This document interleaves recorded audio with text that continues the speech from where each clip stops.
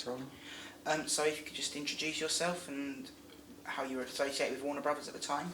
Oh yeah, of course. My name is Reg Thompson. The time of the release of the original Batman, I was marketing director at Warner Brothers UK. Okay.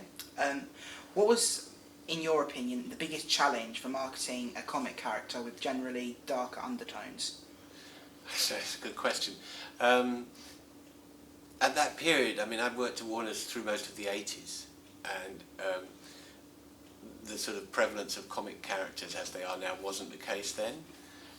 And so when Tim Burton's Batman was kind of like a very much a change from what we've been used to, the big films of that era, the films that were really breaking box office records at the time with the buddy action thrillers, things like Lethal Weapon, Die Hard, the Schwarzenegger movies, the first Terminator. These were the films that people wanted to see and really were the Marvel films of their day. So when Batman came along, there was a risk involved with Batman.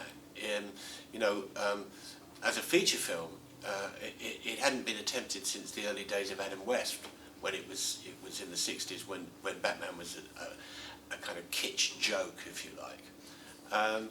But the fact that Tim Burton was involved and was making the film gave us quite a lot of confidence. Tim Burton had already had big hits with Beetlejuice. What came before? I don't want to get my dates wrong. I'm thinking maybe Sleepy Hollow was later.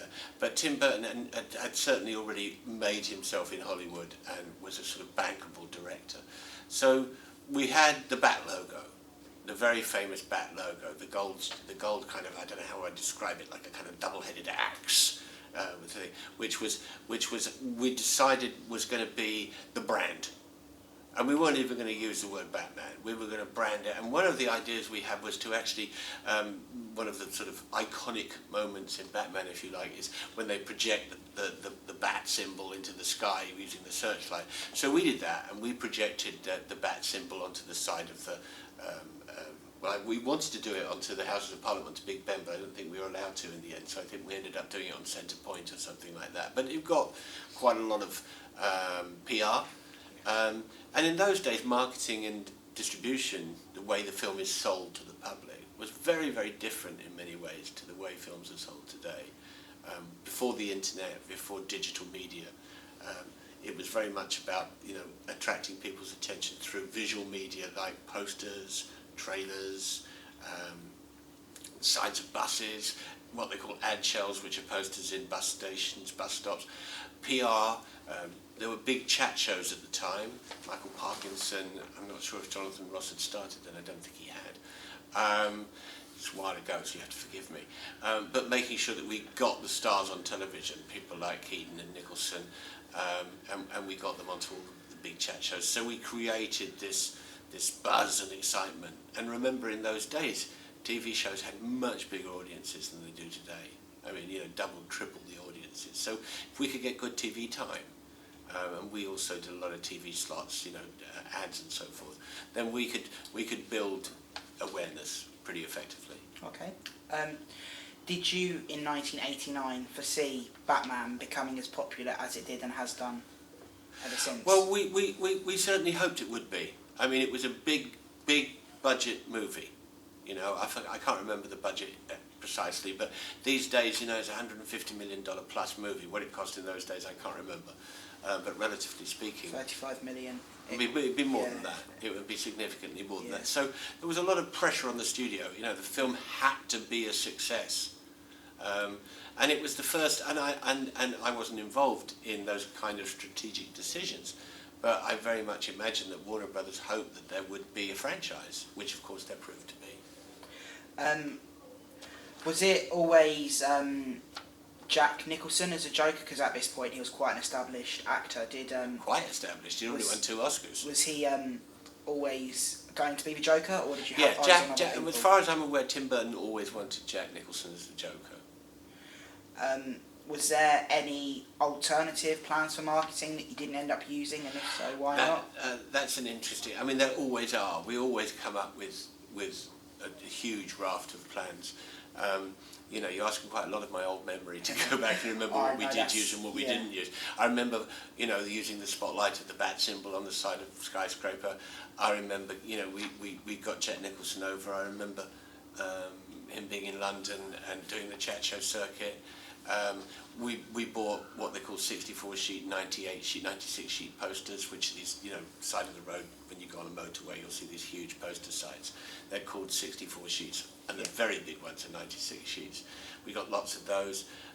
We did a lot of press advertising. We took the reviewers out to lunch and got them drunk. Made sure that they you know, saw the film in the best possible light, i.e. them being drunk, so that they would do a good review.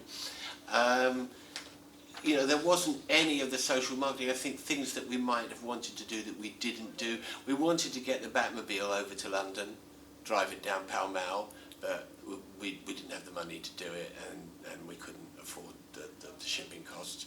But that would have been fun. That would have been excellent. If we could have got the Batmobile over. Anything like that to create extra publicity, extra awareness.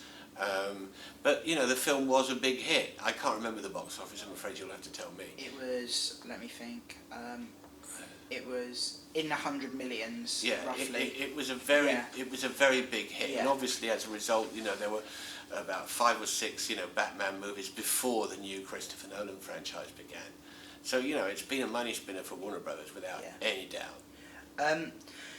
Going back to the Joker and Jack Nicholson, was the Joker more of a plot point or a marketing campaign? Well, it's an integral part of the plot of Batman. I mean, he's the villain, he's the antagonist. So without the Joker, there's no movie. But obviously, being Jack Nicholson and being such a colourful, larger-than-life character, fantastic person to pin, you know, the marketing on. I mean, Batman is always quite an elusive, mysterious character. We can't see his face, for example. So really, the villain is the more exciting component of the two main characters. And of course, Jack, the way he looked, the way Tim Burton, you know, had his makeup done, the way he delivered his lines, all of those things made it immediately an iconic role. And of course, you know, when we did the publicity screenings, you know, the press latched on to Jack's performance immediately, and he was the one everybody wanted to interview. He was the one everybody wanted to hear him do his impression of the Joker. So yes, he was a fantastic marketing presence, but he was also absolutely integral to the plot. Okay, this is a bit of a far-fetched one, but if, say for instance, they were going to remake this film, was there anything that kind of, with hindsight, the way it is, would you have done anything differently with marketing? Would you have added or taken anything away? Well, that's, you know, looking back, I mean, the film was a success. So, you know, I don't think there's anything that I can remember that we did particularly wrong.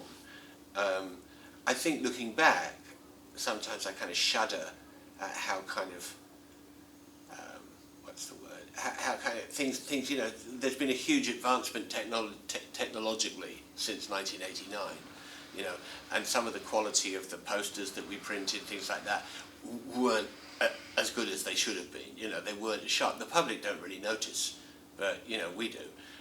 We made, one of the things, they still do them now in cinemas, called point of sale, point of purchase, and these are big cardboard stand-ups. If you go to the cinema, you'll see these things. And particularly in the latter half of the 80s through to the end of the 90s, these huge cardboard kind of colossal creations that stood in cinema foyers were an important part of the marketing mix, and they were really expensive. I mean, you could be paying 20, 30 quid an item for, and you'd have to make a couple of thousand, so you're spending a lot of money. And I remember the one we made for Batman, and yes, I mean, this is a bit silly, but I will say, I remember we made it, it was quite expensive, and it was a tower, it was kind of like a black tower, and at the top of the tower was the shield, the bat shield, like this, at the top of the tower. And I remember we made it, it was really high, it was really big, and so it was dominating when it was in the thing.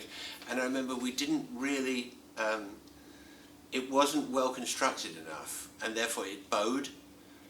So if once it had been on site for like a week, it kind of started to bend over like a banana, which was, yeah, looking back, I'd rather that hadn't happened. I wish we could have got the Batmobile over.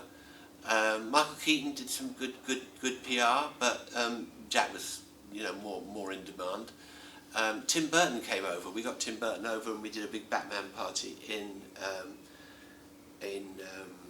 the Royal Garden Hotel in Kensington, and Tim Burton was great there, and sort of made a fuss of everybody and spoke to the press and everything. So I think we did as much as we could, but of course we didn't have digital media, we didn't have the technology to do the fancy damn things they do today. So it was very much TV ads, making sure we cut the best TV ads we could, getting the best space we could. No, I think we did a pretty good job by and large. Okay, and final question, leading on from a statement you made, how would you, in your opinion, let me do that again. In your opinion, how has the internet age affected marketing and distribution and filmmaking? Well, certainly it's affected it so much that I couldn't do it anymore. I look at it now. I mean, obviously things that we used to, do, which is, the image was all important. We had to create an image for the film that was memorable and that attracted people to the box office. And so a lot of money went into creating that image, and then that image would be replicated everywhere, on bus sides, as I said earlier, on big, huge posters, and it would be used in all sorts of branding. And even those days, merchandising was quite a big deal. So you'd do your merchandising, your Batman toys, your plastic bat shields, the utility belts. McDonald's was still doing their merchandising in those days, so you'd have the bat box full of chicken nuggets. And so the image was incredibly important, but of course what we didn't have was this sort of viral one-to-one marketing, which I think has made marketing much more data-driven, much more targeted one-to-one. So now, we used to take decisions in those days about spending large amounts of money from gut instinct. We do a focus group here and there. We do a little bit of a survey. But by and large, we decided we liked it. We didn't go and sort of ask 2,000 people if they liked it. If we liked it, and we went with it. And that would be the beginning of a big marketing spend. I mean, the marketing spend on Batman, I can't remember what it was, but it would have been upwards of £1 million in 1989 in the UK only. Now that's it's a lot of money today, and it was a hell of a lot of money then to spend on marketing. I think today, one can be more sophisticated with the marketing.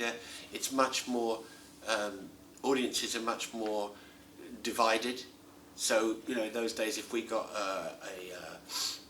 we got Jack Nicholson onto whoever was the big chat show at the time, which let's call it Michael Parkinson.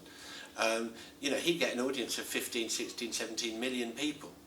Now, the only thing that gets audiences like that are kind of a royal wedding or, England in the World Cup final. Every week, the highest rated programme is probably EastEnders or Coronation Street, 7 to 8 million people max. So hitting the majority of the population wasn't as difficult. The population wasn't as modular as it is today. And therefore, I think today would be, yes, we need the image, the brand is still hugely important, creating that brand. But now it's much more about, people who understand the tech, who are, targeting the right groups, the right, sort of using Instagram, using Twitter, using Facebook and all of the different social media devices in a very sophisticated way. And we, of course, we didn't have to do that. Well, we couldn't do that, it didn't exist. Okay, well that's everything, thank you. Do you want to add anything, Caelan, or have you got it all? Alright, cool, that's everything, thank you. Thank you.